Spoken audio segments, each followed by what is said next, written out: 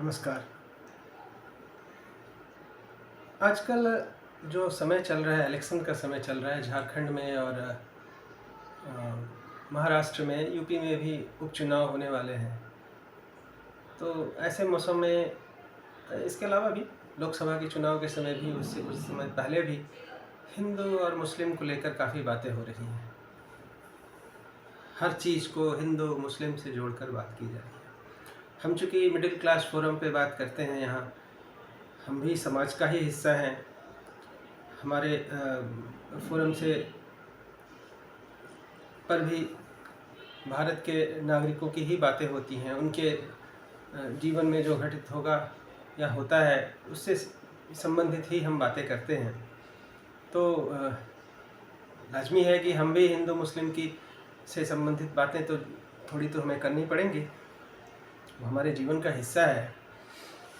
चूँकि मैं हिंदू हूँ, सनातनी हूँ, तो इस विषय पर चर्चा करना स्वाभाविक है मेरे लिए। मैं ये कहता हूँ कि मैं मुसलमानों से बहुत सारी चीज़ें सीखता हूँ और मेरी इच्छा है कि मैं वहाँ से उनसे सीखूँ। हर हिंदू को उनसे सीखना चाहिए, बहुत ज़रूरी है। चीज़ों को निगेटिव देखना अच्छा नहीं है। इस हिंदू, मुस्लिम और सनातनी इत्यादि के विमर्श में हमें अच्छी चीज़ें सीखने की ज़रूरत है। एक्चुअली क्या है कि हम आज़ादी के बाद एक हिंदुस्तान में सिस्टम बना। हिंदुओं ने क्या किया कि सब कुछ सरकार के भरोसे छोड़ दिया। जो सरकारी तंत्र बना, हमारी जो न्याय व्यवस्था बनी, जो कार्यपालिका बनी, हिंदुओं ने छोड़ दिया सब कुछ सरकार के भरोसे कि भाई अब तो हम आज़ाद हो गए, हमारी सरकार, हमारी न्याय व्यवस्था, हमारी कार्यपालिका यह ही हमारी सारी व्यवस्थाएं देखेंगी। पहले क्या था? पहले हमारा जो ब्राह्मण वर्ग था, मुख्य रूप से धर्म के हिसाब से हम बात करें तो वो हमारे हिंदू समाज को संचालित करता था। एक तरह से इसकी विधि विधान और व्यवस्थाओं को, जीवन जीने के तरीके को एक तरह से हम अपने पुरोहितों से, पंडितों से, ब्राह्मणों से, संतों से परामर्श लेकर हम उन चीज़ों पर अपना व्यवहार करते थे, चलते थे। लेकिन वहीं मुस्लिमों के साथ क्या हुआ कि उनको एक तरह से सरकार के भरोसे वो नहीं चलते। एक्चुअली जो आरक्षण की व्यवस्था बनी उसमें यही हो गया कि भाई सरकार आरक्षण देगी, सरकार ही आरक्षण का हिसाब किताब तय करेगी। और मुस्लिमों को धर्म के आधार पर आरक्षण मिला नहीं, जाति के आधार पर आरक्षण था तो उनको आरक्षण मिला नहीं। सरकार ने उनको अपनी स्वतंत्रता दे दी कि भाई आप अपनी व्यवस्था करेंगे, अपनी शिक्षा व्यवस्था रखेंगे और बाकी तमाम चीज़ें। उनका अपना पर्सनल लॉ बोर्ड बन गया, वहाँ से पर्सनल लॉ उनके एक तरह से चलते हैं, पैरेलल चलते हैं। हमारी संविधान की व्यवस्था के बावजूद वो पैरेलल चलते हैं। तो उनके जो मौलवी, मौलाना, उलेमा थे, उन्होंने अपने समाज को रेगुलेट किया और आज उनका पूरा समाज, चाहे वो जिस स्थिति में है आर्थिक रूप से कह लें, शैक्षिक रूप से कह लें, समाज के स्तर पर कह लें, तो वो उनके द्वारा रेगुलेट होता है। हमारे यहाँ हमारे संत एक तरह से पीछे चले गए, उनकी कोई बात ही नहीं करता। और वो भी अपने समाज को रेगुलेट कैसे करें, कैसे उसको लीड करें, वो हमारे यहाँ है नहीं एक तरह से। तो इस चीज़ पर गहनता से विचार करने की ज़रूरत है हिंदू समाज को कि कैसे हमारे संत, हमारे महंत, हमारे मठ, हमारे जो धर्म के ध्वज धारक लोग हैं, जो अग्रणी लोग हैं, वो कैसे हिंदू समाज को फिर से इसके जुड़ी जो विषमतियां हैं, जो इसमें कमियां रह गई हैं, उसको कैसे दूर करें। हिंदू समाज कैसे आर्थिक रूप से अग्रसर हो, उन्नति करे, इस चीज़ पर उनको ध्यान देने की ज़रूरत है। और हिंदू समाज को भी इस चीज़ के लिए उन्हें प्रेरित करने की ज़रूरत है, उनके ऊपर दबाव बनाने की ज़रूरत है। सरकार हमारे लिए हर चीज़ नहीं करेगी, सरकार की अपने लिमिटेशंस हैं।